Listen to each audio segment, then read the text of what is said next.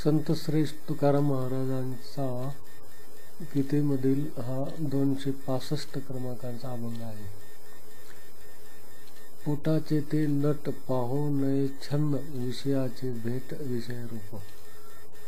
अर्थी परमार्थ कैसा घडू सके, चित्त लोभी भीक सोंग वाया.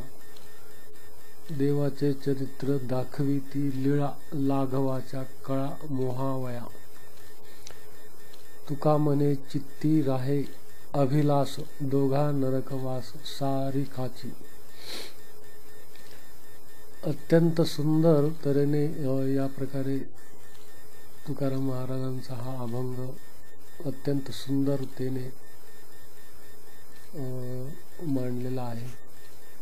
याबद्दल आपण चिंतन करूया.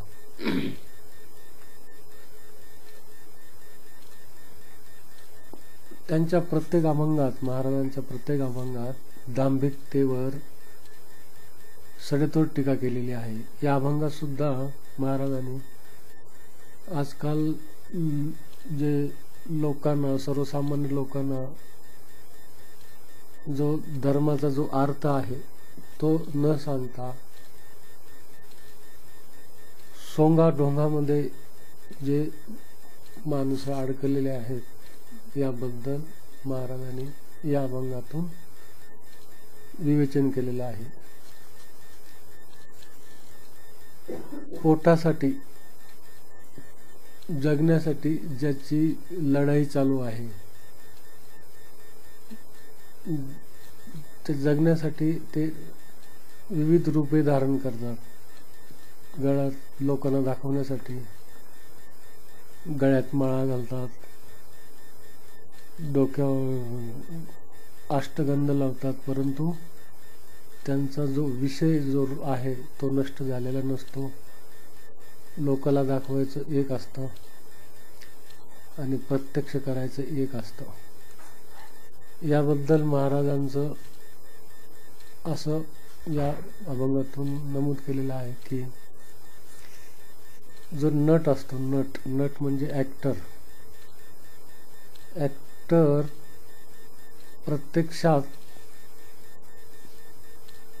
जसा तो दाखवत असतो नाट्य सिनेमामध्ये किंवा नाटकामध्ये, जसा तो वावरत असतो तसं प्रत्यक्ष जीवनात तो नसतो.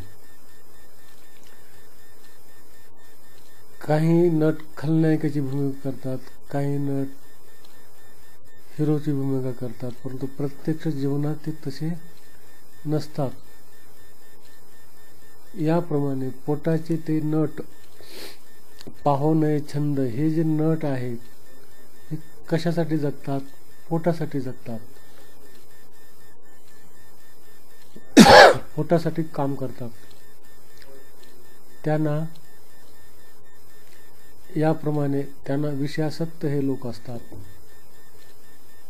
म्हणजे जे लोक प्रत्यक्ष जीवनामध्ये आचरण करतात त्या व्यतिरिक्त जे दाखवतात यामध्ये जो फरक आहे हा फरक भिन्न असतो. लोकांना दाखवण्यासाठी जे करतात ते प्रत्यक्ष त्यांना परमेश्वर प्राप्त होत नसतो. मंदिरात जाणं, लोकांसाठी गळ्यात माळा घालणं, इकडं पुन्हा विषयांचे भेट विषय रूप, विषयांचे विषय इकडं सेवन करणं, लोकांसाठी कपाळावर अष्टगंध लावणं, प्रत्यक्षामध्ये आचरण वेगळंच असणं. लोकांनी मला म्हणलं पाहिजे की मी मंदिरात जातो, लोकांनी म्हटलं पाहिजे की मी कसलंही मांस, मच्छर, मटण सेवन करत नाही, म्हणून लोकांना दाखवण्यासाठी गळ्यामध्ये माळा घातल्या जातात. मी देवभक्त आहे हे दाखवण्यासाठी कपाळावर अष्टगंध लावला जातो, पण प्रत्यक्षात ते विषयासक्त लोक असतात. परमेश्वर त्यापासून अत्यंत दूर असतो. हेच या अभंगातून महाराजांनी सांगितलेलं आहे. पोटाचे ते नट पाहू नये छंद विषयाचे भेट विषय रूप. विषय असक्त असतात हे लोक, एक असतात प्रत्यक्ष आणि दाखवतात एक. अर्थी परमार्थ कैसा घडव सके, चित्त लोभी भीक सोंग वाया. यांचे जे सगळे सोंग असतात, हे सगळे जे ढोंग असतात, हे फक्त अर्थकारणातून, अर्थकारण हा यांच्या माग मुख्य उद्देश असतो. यामागे जनसामान्य माणसामध्ये हित करणं, सामान्य माणसामध्ये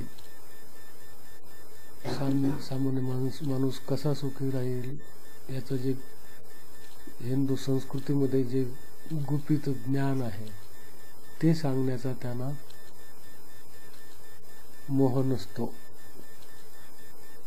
कोणत्या लोकांकडून किती पैसा मिळेल आणि आपण कसं ॲक्टिंग अत्यंत चांगल्या प्रकारे करू जेणेकरून आपल्याला पैसा जास्त मिळेल याकडे त्यांचं चित्त असतं. अर्थी परमार्थ कैसा घडू सके, अशा लोकांकडून परमेश्वराची भक्ती कशी होऊ शकेल, शक्यच नाही. चित्त लोभी भीक सोंग वाया. यांचं चित्त नेहमी लोभी असतं. भीक ज्याप्रमाणे भिकारी मागतो त्याप्रमाणे हे संसारामध्ये लोभी यांचं चित्त असतं. आणि यांनी सोंग किती जरी बगड्याचं जरी यांनी सोंग आणलं तरी ते सोंगच असतं. त्यांच्यापासून परमेश्वर अत्यंत दूर असतो. परमेश्वर याचा अर्थ आपण ते सुखापासून फार दूर असतात. सुख त्यांना प्राप्त नसतं. देवाचे चरित्र दाखवितील लागवांच्या काळा मोहावया. देवाचे चरित्र फार मस्त सुंदरतेने लोकांना सांगतात, लोकांना त्यामध्ये गुंतवून ठेवतात. सर्वसामान्य लोक यांच्या मागे महाराज म्हणून मागे लावतात, यांच्या पाठीमागे लावतात. परंतु यांच्या जे लागवांच्या काळा मोहावया, लोकांना हे मोहित करतात. स्वतःला महाराज समजतात. लोकांना झुलवायसाठी, स्वतःच्या स्वार्थासाठी, स्वतःच्या अर्थप्राप्तीसाठी सर्वसामान्य माणसांना खऱ्या सुखापासून, खऱ्या परमेश्वर प्राप्तीपासून अत्यंत दूर ठेवतात. या प्रकारे दांभिक महाराजा तुकाराम महाराजांनी 265 क्रमांकाच्या अभंगातून फार मोठं सुंदर विवेचन केलेलं आहे. तुका म्हणे, शेवटच्या चरणामध्ये तुका म्हणे, चित्त राहे अभिलाष दोघा नरकवास सारखाची. याप्रमाणे जर चित्त अभिलाषामध्ये गुंतलेलं असेल, विषयात गुंतलेलं असेल तर यांना नरकवास लाभणार या तीळ मात्र शंका नाही. खऱ्या सुखापासून ते नेहमी अलिप्त असतात. स्वतः अलिप्त राहून ॲक्टिंगची सोंग करतात. मी फार सुखी आहे, परमेश्वराच्या भक्तीत लीन आहे, परमेश्वर माझ्याजवळ आहे. या प्रकारे सर्वसामान्य माणसांना हे झुलवतात, ॲक्टिंग करतात. मी फार सुखी आहे असा लोकांना भास निर्माण करतात. प्रत्यक्षात ते परमेश्वरापासून, खऱ्या सुखापासून कोसो लांब असतात. अशा संतापासून, अशा महाराजापासून, अशा दांभिक लोकांपासून सर्वसामान्य माणसांनी दूर राहिलं पाहिजे. आणि प्रत्यक्ष लोकांना दाखवण्यासाठी, लोकांनी आपल्याला भक्त म्हणण्यासाठी, लोकांनी आपल्याला चांगलं म्हणण्यासाठी मंदिरात जायला नको आहे. प्रत्यक्ष जर तुमचा भाव असेल तरच परमेश्वराच्या चरणी माथा टेका. प्रत्यक्ष तुम्हाला विषयापासून दूर राहायचं असेल तरच तुम्हाला परमेश्वराची प्राप्ती होईल. लोकांना दाखवण्यासाठी सोंग ढोंग सोडून द्या. या प्रकारचा अभंग महाराजांनी अत्यंत सुंदरतेने यात नमूद केलेला आहे. महाराजांच्या काळात सुद्धा असे दांभिक महाराज होते आणि सध्याच्या परिस्थितीत सुद्धा लोकांना खऱ्या सुखापासून परावर्त करण्याचे ॲक्टर जगामध्ये आहेत.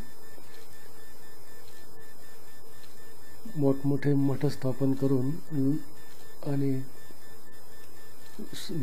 संपत्तीच्या अधीन राहून सर्वसामान्य माणसाला फसवण्याचा ते सातत्याने प्रयत्न करत आहेत आणि सर्वसामान्य माणूस त्यांना बळी पडत आहे. परंतु प्रत्यक्ष जे सुख आहे ते सांगण्यास ते असमर्थ ठरत आहे. याप्रमाणे महाराजांनी या अभंगातून अत्यंत सुंदरतेने विवेचन केलेलं आहे.